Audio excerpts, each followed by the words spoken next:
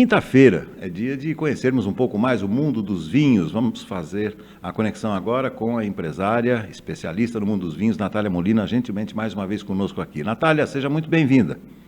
Oi, Beto, obrigada. Essa quinta-feira cinza, né? Verdade. De friozinho, nada melhor do que dicas de vinho. Verdade. Olha, hoje você vai falar sobre uvas italianas, mas como nós estamos falando dessa polêmica da praça lá do final da Avenida Maria Buzolin, eu já vou te perguntar o seguinte, né?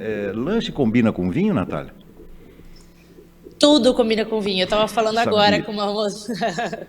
Eu tava falando com uma moça que ela tem pipocas gourmet e ela quer fazer alguma coisa de harmonização.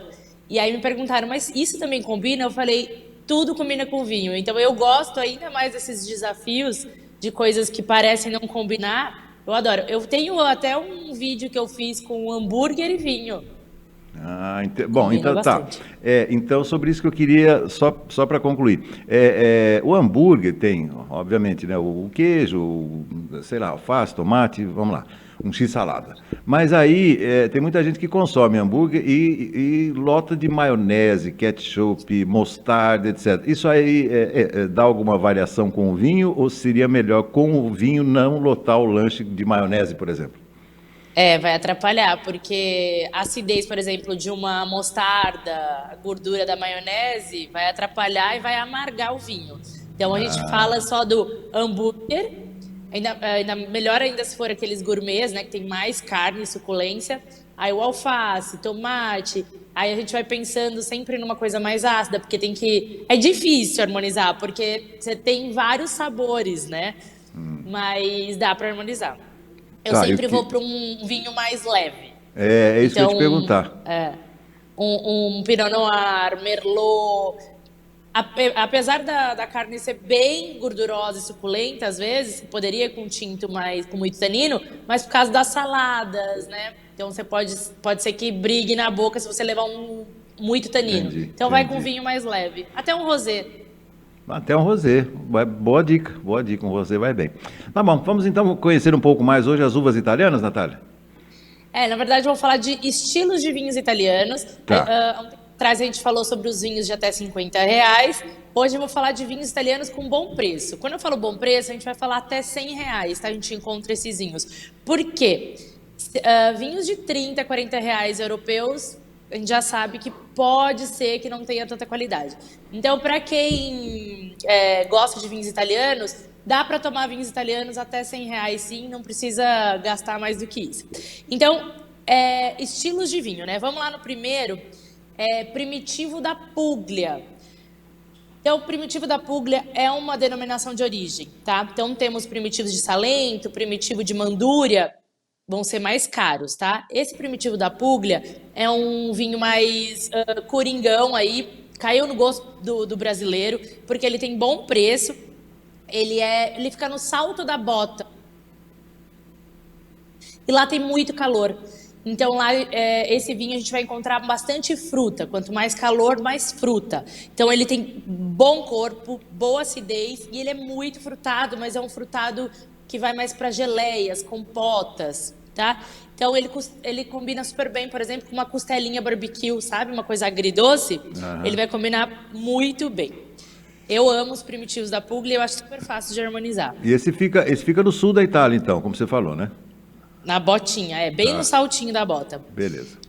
Nero d'Avola, uma uva que eu gosto e você Eu gosta, que eu sei, né? adoro, adoro. Então, Nero d'Avola, região da Sicília. Bastante corpo, bastante tanino e bem frutado também. Porque ele também é de uma região da Sicília bem calor, né? Muito calor. Então a gente vai encontrar bastante fruta, mas também tem uma rusticidade, né? Que teria mais se tivesse frio, mas o Nero d'Avola tem essa rusticidade, gosto de terra, né? Aromas de couro, bem leve, mas tem. Eu adoro essa uva, é a uva do Poderoso Chefão, né? Então é uma uva super gostosa para harmonizar com churrasco, por exemplo. Para a gente sair um pouco do Malbec, do Taná, pode ir com Nero d'Avola, porque lá tem muito tanino, pouca acidez e bastante corpo. Então, Nero d'Avola com churrasco, para quem gosta de harmonizar, vai com tudo que não tem erro.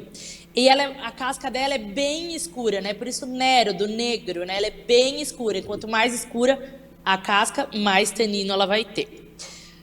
Sangiovese. Essa uva, ela se faz os vinhos, né? Os Chiantis, os Brunelos. Mas eu tô falando de Sangiovese da Toscana. Uma denominação mais tranquila, né? Que eu digo em preço também. Porque se a gente for encontrar os Chiantis, os Barolos, vão ser mais caros. Então, Sangiovese da Toscana é só o nome da uva mesmo.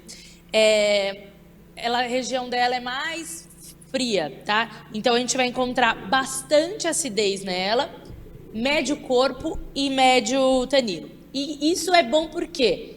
Para harmonizar. Ele vira um vinho coringa.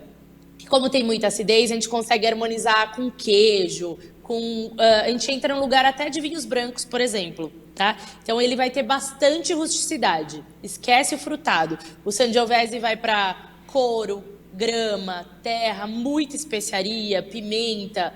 Então ele vai harmonizar super bem com pratos vegetarianos, por exemplo, cogumelos, né? Essa coisa da terra mesmo, ele vai harmonizar super bem.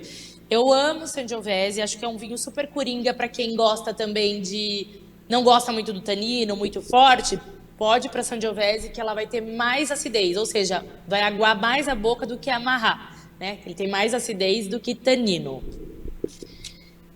Esse aí é o predileto da Fabiana, viu? Da minha irmã, Sangiovese. Ela gosta muito.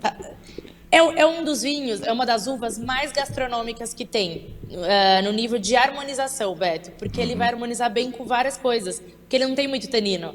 Então ele é mais fácil de harmonizar por causa da sua acidez.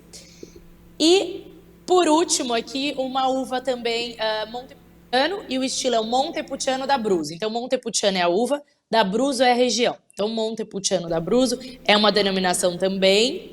Ele é parecido com o Sangiovese, tá? Ele tem médio corpo, médio tanino, muita acidez, mas diferente da Sangiovese, que tem mais rusticidade, ele vai ter mais fruta. Tá? Então, pensa um Malbec. Vamos pensar no Malbec aqui. Que ele é bem frutado. Quando eu falo bem frutado, a gente sente mais a fruta do que essa parte de terra, de couro, né? A gente sente mais aromas de frutas e sabor. Só que o Malbec, ele tem muito tanino.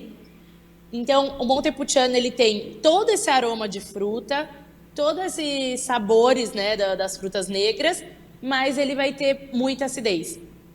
Levinho de tanino. Também um vinho super fácil de harmonizar para fazer piquenique, até quando você tá mais calor e você não quer tomar um vinho branco, um tinto, um rosé, vai para esse, que ele também tem boa acidez e pouco tanino. Super fácil de harmonizar, e aí eu diria que na harmonização dele, pizzas em geral, tá, Beto? Porque a pizza, claro que cada uma tem vai harmonizar melhor com um certo tipo de uva, né? Mas a pizza, em geral, tem um molho de tomate, que é super ácido, né? Então, ele vai aguentar a estrutura de vários pratos. Então, assim, pizzas em geral, macarronadas com molhos, né? De tomate mesmo. Esse vinho entra e faz maior sucesso. Montepulciano d'Abruzzo.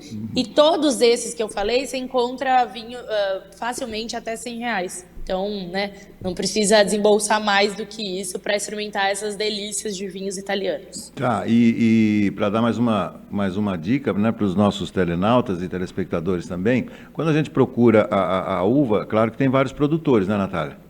Sim. Esse aí eu tô falando de modo geral, né? Claro que você pode acertar e errar. Essa é a dica mais ou menos da região, das denominações, mas aí vai também de acertar o nome de acertar a mão no produtor, né? E aí é teste, Beto.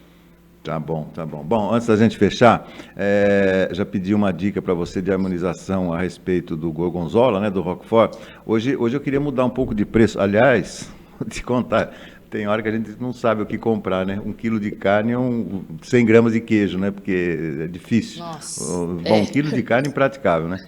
Meio quilo tá bom demais. Deixa eu te perguntar hoje sobre um queijo que particularmente, assim, eu tenho muita curiosidade, que é o tipo Gouda, que é aquele, né, com aquela casca vermelha, né? Um queijo muito tradicional. Ele é mais suave, Natália. O que vai com o tipo Gouda? Ele é mais adocicado, né? Isso, exato. Cremoso. Eu gosto de harmonizar os meus eventos com Pinot Noir. Eu acho que a Pinot Noir, principalmente se você pega uma Pinot francesa, ele vai harmonizar super bem. Ele é leve, né? A Pinot, falando aqui das uvas italianas, a gente pode ir com a Sangiovese, que ela vai ter essa mesma ideia do Pinot Noir. Rusticidade, né? Mais delicada em termos de fruta, mais acidez, menos tanino. Então a Sangiovese também vai casar muito bem aí. Ele lembra um pouco esses queijos que a gente encontra em cidades turísticas, por exemplo, assim, de montanha, aquele queijo, não é o queijo Minas, mas é aquele queijo tipo padrão, né? Que eles chamam, né? O queijo padrão, que ele é um pouco cremoso, não é forte, ele fica nesse meio termo, né? Acho que vale também. É um médio corpo, né? A gente vê por estrutura igual de vinho, vê a estrutura de queijo, né? Isso que eu falo sempre, a dica. Os vinhos, né, que vamos lá de espumante, vinhos brancos, rosés, os tintos, né? Já falamos aqui sobre isso, tem até uma régua que eu falo, Tá. né, demonstração disso. Os queijos também. Tudo que você tem mais força para cortar com a faca, ele tem mais corpo. Tudo que é mais leve de cortar, ele é menos, né? Ele tem menos estrutura. Mas eu iria muito bem com espumante, claro, porque espumante é o coringão, mas o Pinot Noir ou a Sangiovese ia cair muito bem aí. E lembrando que esses queijos, Beto, tem Brasil, né? Eles fazem, mas o Gouda mesmo é holandês, né? Se eu não me Sim. engano. E a casca pode comer. Só tem que tomar cuidado que tem alguns nacionais que a casca é resina e aí não pode comer. E aí tá escrito no rótulo, tá? Tá. Os de holandeses, geralmente, a sua maioria pode comer, Poxa. mas tem que tomar cuidado que algumas são resinas e não pode consumir. Pô, essa dica é válida, eu não sabia. Vai aprendendo sempre com a Natália aqui. Natália, só para a gente fechar, e os produtos Natália Molina já estão disponíveis ou ainda não? Já estão disponíveis. Eu tenho agora um Instagram só para isso, mas eu falo lá no meu. O Instagram é NM para Vinhos. E aí lá tem catálogo, eu envio para todo o Brasil. Então, só entrar lá e dar uma olhada no catálogo. E tem muita novidade sempre chegando. Farei isso hoje mesmo. Tá muito bem. Natália, mais uma vez, muitíssimo obrigado, um ótimo final de semana e até quinta que vem. Obrigada, Beto. Bom fim de semana e até a próxima. Até a próxima. Natália Molina. E você encontra também essa nossa conversa em podcast no Spotify ou no seu agregador predileto.